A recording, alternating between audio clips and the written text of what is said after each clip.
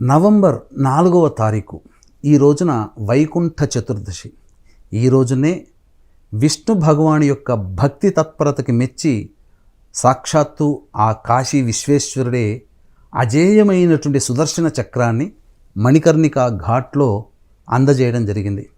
కాబట్టి ఈ రోజున అవకాశం ఉంటే కాశీ క్షేత్రంలో మణికర్ణికా ఘాట్లో స్నానం ఆచరించడం, లేదా ఏదైనా నదులలో స్నానం ఆచరించడం, లేదా ఆ ఏదైనా నది నీటిని బకెట్లో వేసి స్నానం ఆచరించడం చేయాలి. ఈ రోజున విశేషముగా అన్నదానము చేసినటువంటి వాళ్ళకి సకల సంపదలు చేకూరుతాయి. ఈ రోజున ప్రధానముగా చేయబడినటువంటి దానం ఏంటయ్యా అంటే నువ్వుల దానము, నల్ల నువ్వుల దానము చెయ్యాలి. ఇది సూర్యోదయం సమయంలో కానీ, లేదా ప్రదోషకాల సమయంలో కానీ, శివాలయంలో కానీ, విష్ణు ఆలయంలో కానీ, రావి చెట్టు కిందనైనా కానీ నల్ల నువ్వులని సద్బ్రాహ్మణుడికి దానము చేసినటువంటి వాడికి సకల దోషాలు తొలగిపోతాయి. కర్మదోషాలు తొలగిపోవాలంటే నల్ల నువ్వులే దానం చేయాలి. అదేవిధంగా ఈ వైకుంఠ చతుర్దశి రోజున సాలగ్రామ దానము విశేష పుణ్యప్రదము.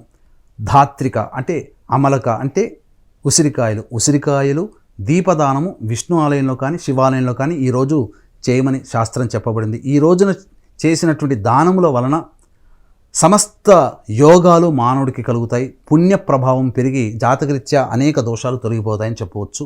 అలాగే నవంబర్ 5వ తారీఖు రోజున కార్తీక పౌర్ణమి, 6వ తారీఖు రోజున పద్మక యోగం ఉన్నటువంటి రోజున జాతకరీత్యా కలుగు అన్ని రకాల సమస్యల నివారణకి, అలాగే అక్టోబర్ నవంబర్ నెలలో గురు రవి శుక్ర బుధ గ్రహాలు మారిన కారణం చేత శని ప్రభావం వలన 12 రాశుల వారికి కూడాను సమస్యలు ఉంటాయి.